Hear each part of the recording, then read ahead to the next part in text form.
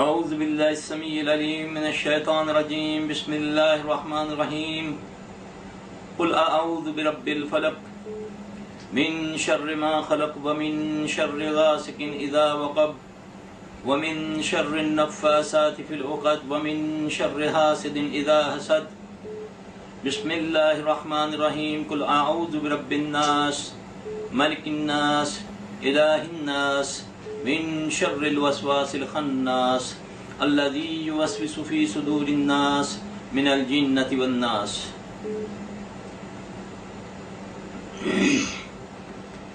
بھائیوں اور بہنوں، آج جو میرا موضوع ہے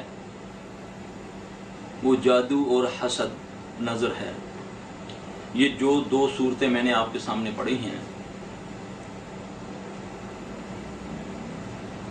اللہ کے نبی صلی اللہ علیہ وسلم پر واحد یہ پورے قرآن کی یہ دو صورتیں جو ایک وقت میں دونوں صورتیں نازل ہوئیں۔ اس کا شان نزول جو ہے،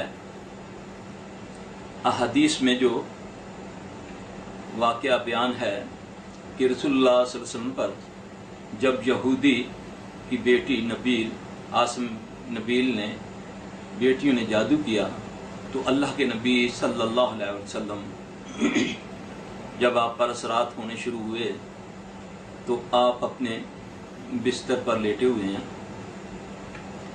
دو فرشتے آتے ہیں، ایک آپ کے سر کی طرف کھڑا ہو گیا، دوسرا آپ کے پاؤں کی طرف،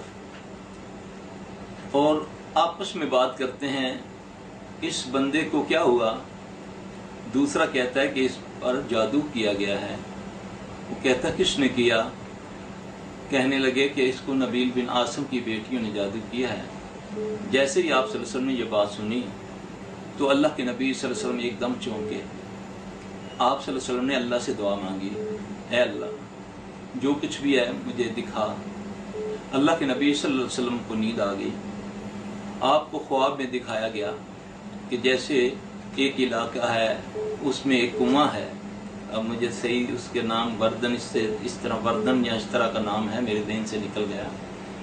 اس کنویں کے اندر جادو چھپا ہوا ہے۔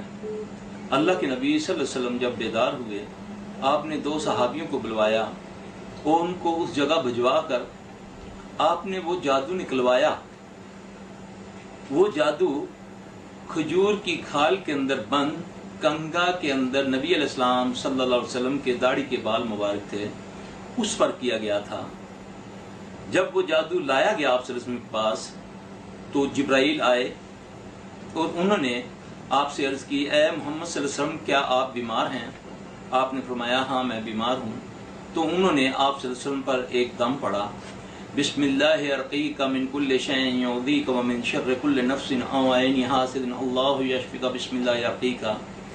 یہ رسول اللہ صلی اللہ علیہ وسلم پر جبرائیل علیہ السلام نے دم کیا۔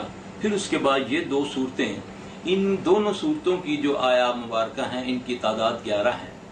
اللہ کے نبی صلی اللہ علیہ وسلم جیسے جیسے یہ تلاوت فرمانی شروع کی اور آپ کی داڑھی مبارک پر بھی 11 گرے لگی ہوئی تھی۔ جب آپ صلی اللہ علیہ وسلم نے اس کو پڑھنا شروع کیا تو ایک ایک آیت سے ایک ایک گرہ کھلتی رہی۔ جب آپ نے پوری 11 آیات آپ نے تلاوت فرما دی تو آپ پر یہ اثرات ختم ہو گئی، وہ داڑھی کے بالوں جو گرے لگی تھی وہ کھل گئی۔ اچھا، اب مسئلہ یہ ہے کہ یہ تو شان نزول ہے ان دو صورتوں کا، اور اس سے یہ بھی ثابت ہوا کہ جادو جیسا بھی ہو، کالا ہو، پیلا ہو، نیلا ہو، لال ہو، اس کا توڑ صرف اور صرف قرآن ہے۔ رسول اللہ صلی اللہ علیہ وسلم نے فرمایا کہ میں نے قرآن میں ان دو صورتوں سے بہترین کاموں کے لیے کوئی صورتیں نہیں پائی۔